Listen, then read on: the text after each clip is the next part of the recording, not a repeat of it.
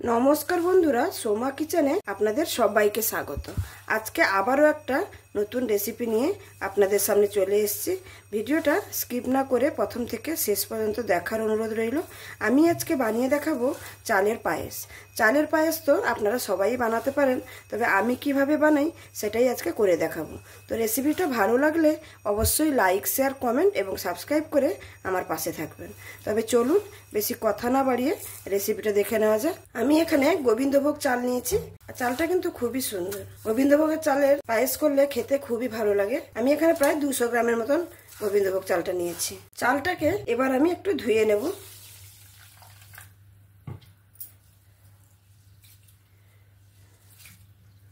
চালের মধ্যে অনেক পাউডার থাকে, সেই জন্য চালটা অবশ্যই ধুয়ে নিতে হবে। একবার ধুয়ে নিয়েছি, আর একবার ধুয়ে নেব।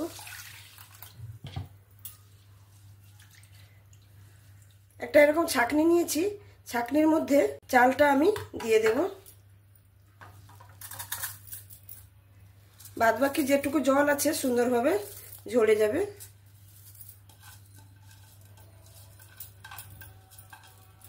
এখানে আমি চালটাকে সুন্দরভাবে একটা ছাঁকনির মধ্যে নিয়ে জলটা ঝরাতে দিয়ে দিয়েছি।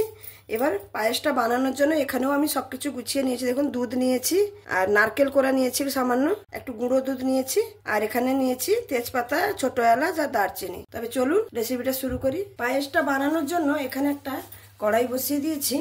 এবার কড়াইয়ের মধ্যে একটু ঘি দিয়ে দেব।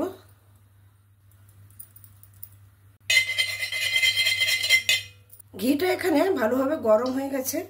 এবার আমি কাজু আর কিশমিশটা ভেজে নেব।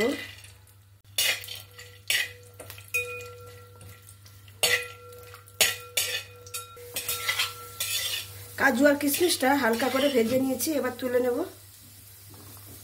ওই ঘির মধ্যেই আমি দুটো তেজপাতাকে ছিঁড়ে দিয়েছি, আর 3টা এলাচ আর একটু দারচিনি দিয়ে দেব।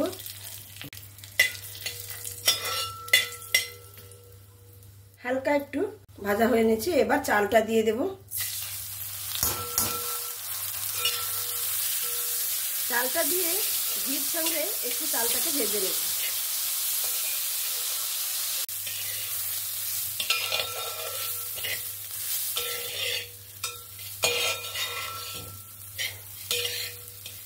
এখানে দেখুন আমার পায়েসের চালটা সুন্দরভাবে ভেজে নিয়েছি। একদম দেখুন সাদার মতন সাদা সাদা হয়ে গেছে, মানে চালটা আমার একদম ভাজা হয়ে গেছে। এবার চালটাকে আমি তুলে নেব। সমস্ত চালটাকে আমি তুলে নিয়েছি। এবার কড়াইতে দিয়ে দেব দুধটা।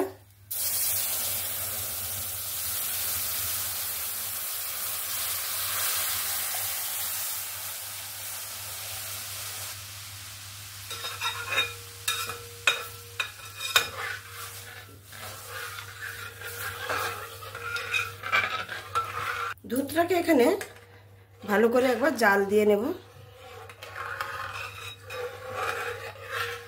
দুধটার মধ্যে ভালোভাবে ফুট চলে এসছে। এবার আমি ভেজে রাখা চালটা আমি দিয়ে দেব।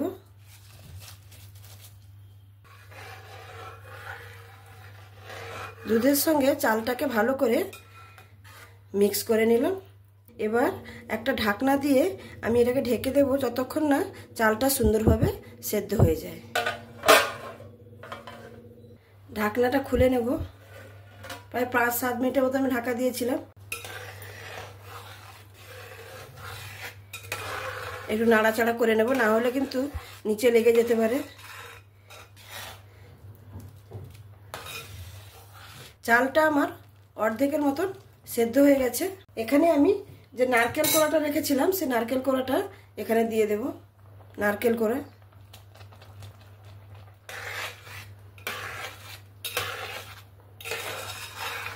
আমার এই রেসিপিটা এই পর্যন্ত যদি আপনাদের ভালো লেগে থাকে তাহলে অবশ্যই লাইক, শেয়ার, কমেন্ট এবং সাবস্ক্রাইব করে আমার পাশে থাকবেন। প্লিজ বন্ধুরা কমেন্ট করবেন।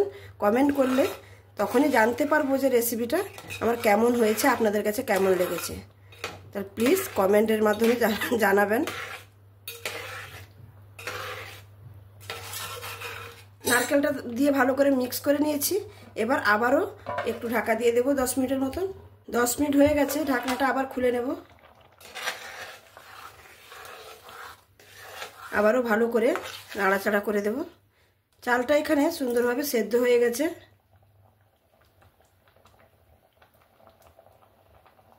চালটা সুন্দরভাবে সেদ্ধ হয়ে গেছে।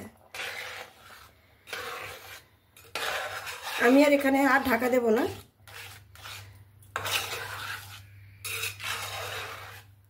আমি এখানে একটু সামান্য লবণ ব্যবহার করছি। যে কোনো মিষ্টি জিনিসে একটু লবণ দিলে তার স্বাদটা কিন্তু ভালো লাগে। অনেকে কিন্তু পায়েসে লবণ ব্যবহার করে না, কিন্তু আমি একটু ব্যবহার করি, তাই একটু লবণটা দিয়ে দিলাম। লবণটা দিয়ে ভালো করে মিক্স করে নিয়েছি। এবার আমি এখানে পরিমাণ মতন চিনি দিয়ে দেব।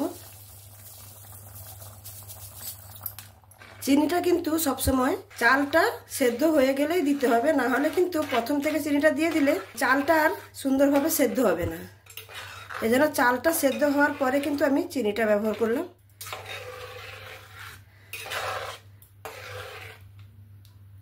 ভালো করে মিক্স করে নিয়েছি। যতক্ষণ চিনিটা পায়েসে মেল্ট হচ্ছে ততক্ষণে আমি পাউডার দুধটা, আমি এখানে একটু জল নিয়েছি, জলের মধ্যে দিয়ে আমি গুঁড়ো দুধটা মিক্স করে নেব।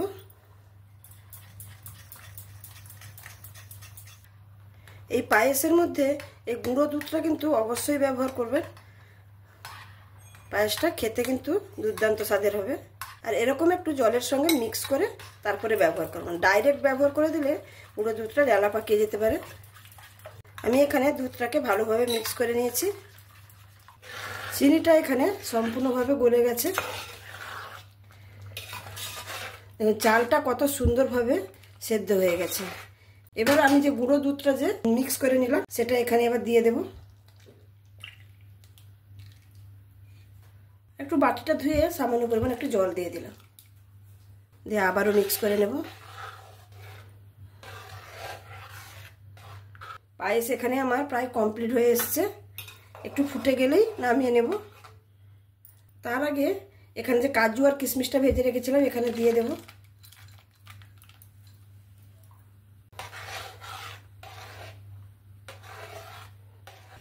পাউডার দুধ আর কাজু কিশমিশটা দেওয়ার পরে আমি এখানে প্রায় 2 মিনিটের মতন ফুটিয়ে নিয়েছি। পায়েসটা আমার এখানে একদমই কমপ্লিট। এবার আমি গ্যাসের ফ্লেমটাকে বন্ধ করে দেব। আর এরকমই পাতলা রাখবো, এটা কিন্তু পরপর যখন ঠান্ডা হবে একদম জমে যাবে। পাউডার দুধ আর কিশমিশটা দেওয়ার পরে প্রায় এখানে আমি 2 মিনিটের মতন একটু ফুটিয়ে নিয়েছি। আর পায়েসটা একদমই রেডি। আমি এরকম অবস্থায় রেখে দেবো। এর থেকে বেশি করলে কিন্তু পায়েসটা বেশি ঘন হয়ে যাবে। ঠান্ডা হলে আমি গ্যাসের ফ্লেমটা বন্ধ করে দিচ্ছি। পায়েসটা একদম রেডি হয়ে গেছে। এবার আমি পরিবেশন করে দেখাচ্ছি। তাহলে বন্ধুরা দেখতেই পেলেন আমার এই পায়েসের রেসিপিটা। দেখতে দেখুন কতটা সুন্দর হয়েছে, আর খেতে কিন্তু অসাধারণ স্বাদের হয়। তো আমি যেভাবে পায়েসটা বানিয়েছি একবার আপনারা বাড়িতে এরকমভাবে পায়েসটা বানিয়ে দেখবেন, খেতে কিন্তু অসাধারণ স্বাদের লাগে। তাহলে আমার এই রেসিপিটা যদি আপনাদের কাছে ভালো লেগে থাকে তাহলে অবশ্যই লাইক, শেয়ার, কমেন্ট এবং সাবস্ক্রাইব করে আমার পাশে থাকবেন। আজকের মতন এখানেই শেষ করছি। আবার দেখা হবে অন্য কোনো দিন অন্য কোনো রেসিপির সঙ্গে। সবাই ভালো থাকবেন, সুস্থ থাকবেন, সাবধানে থাকবেন। ধন্যবাদ।